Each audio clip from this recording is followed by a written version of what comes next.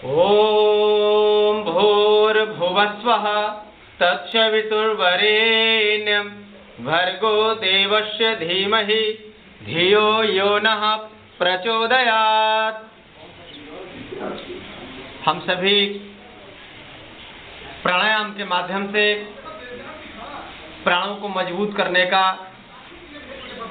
प्राणों की आराधना करने का, प्राणों से अपने आप का संबंध प्रगाढ़ करने का सहज मार्ग को सहजता पूर्वक अपनाते हुए हम उस जन्म देने वाले कण कण में विराजमान परमपिता परमेश्वर को याद करते हैं, वंदन करते हैं, नमस्कार करते हैं कि हे परमात्मा, आपकी कृपा हम सब के ऊपर बार बार बन रही है। इसीलिए हम सभी योग प्राणायाम को अपने जीवन में अपनाने का संकल्प ले रहे हैं और अभ्यास भी कर रहे हैं। तो आज कपालभाति को कैसे करना है, कपालभाति से हमें क्या लाभ मिलेगा और कपालभाति करने से किन किन बीमारियों से हम छुटकारा पा सकते हैं, इन सारी चीजों पर ध्यान रखते हुए हम कपालभाति के विधि को समझेंगे। ध्यान मुद्रा में बैठते हैं, आंख बंद, मन शांत, मेरुदंड बिल्कुल सीधा और नाक से झटके से प्राणवायु को बाहर फेंकेंगे। जैसे हम छींकते हैं और जैसे ही प्राणवायु नासिका से बाहर निकलने लगे तो हमारा पेट का इलाका अंदर घुस जाता है और प्राणवायु बाहर निकल जाते हैं। तो आइए कपालभाति का अभ्यास 5 मिनट करेंगे पूरी पवित्रता के साथ।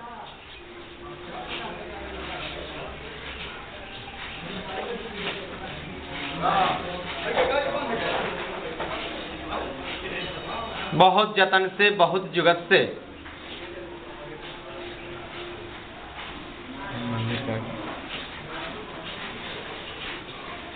यह कार्यक्रम मंदिर परिसर में भोजपुर जिले के बड़का डुमरा गांव के ऐतिहासिक स्थल पर चल रहा है।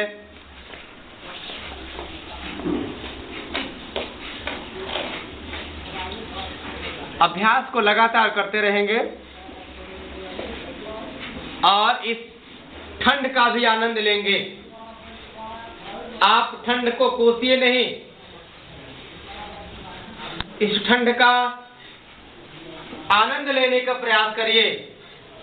परमात्मा जो कुछ भी करता है वह शुभ ही शुभ होता है। परमात्मा कभी अशुभ कार्य नहीं करता है।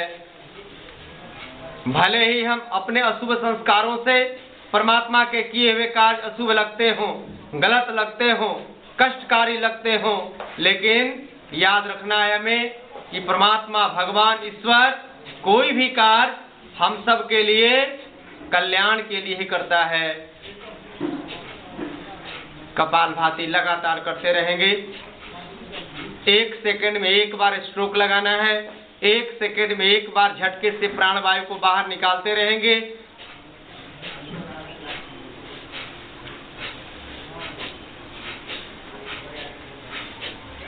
सबकी आंखें बंद, ध्यान सांसों के ऊपर, प्राण के ऊपर।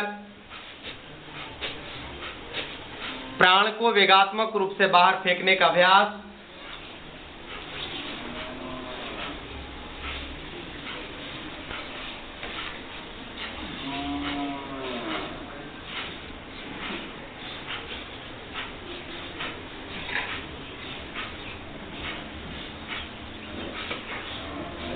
लगातार कपालभाति के स्ट्रोक देते रहिए और कपालभाति करने से गैस कफ की समस्या, शुगर की समस्या, थायराइड, ब्लड प्रेशर की समस्या, माइग्रेन की समस्या,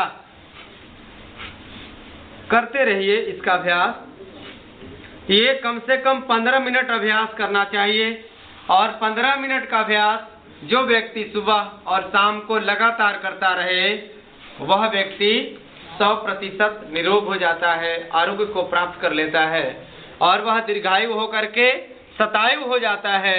100 वर्षों तक बिना रोग व्याधियों के वह जीने लगता है।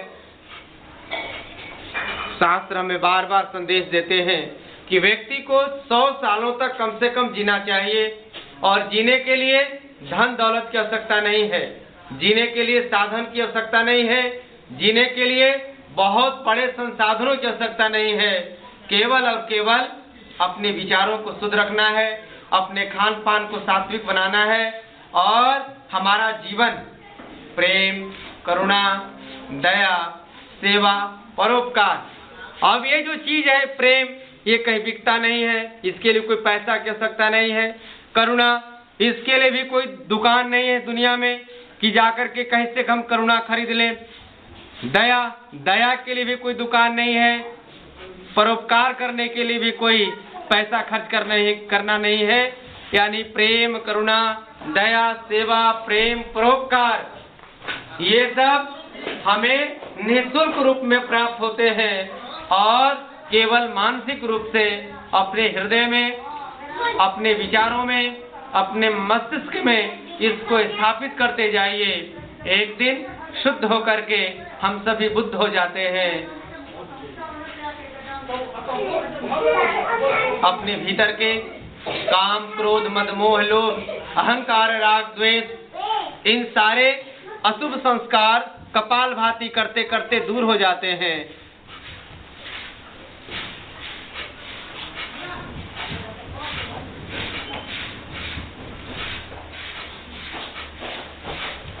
मेरा आपकी कृपा से सब काम हो रहा है, करता है मेरा मालिक, करता है कन्हैया, सब नाम हो रहा है।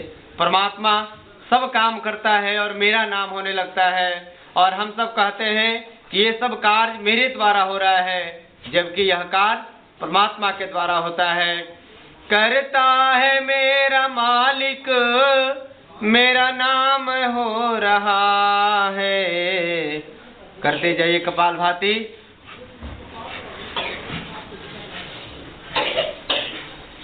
ये अभ्यास करने से अष्ट चक्रों का जागरण होने लगता है। मूलाधार चक्र से लेकर के सहस्रार चक्रों में जागृति आने से हमारे भीतर विचारों में बदलाव आने लगते हैं, हमारे सोच में, हमारे इंद्रियों में।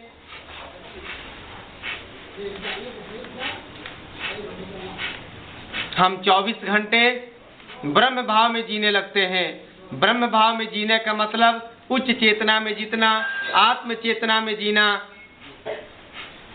ईश्वर चेतना में जीना। 24 घंटा हम जो कुछ भी काम करते हैं वो भगवान का पूजा, भगवान की आराधना और भगवान के लिए कोई कार्य करते हुए हम सारे कार्यों को संपादित करते रहें तो हमारा जीवन एक दिन बहुत ही सुंदर, पवित्र, पावन हो जाता है।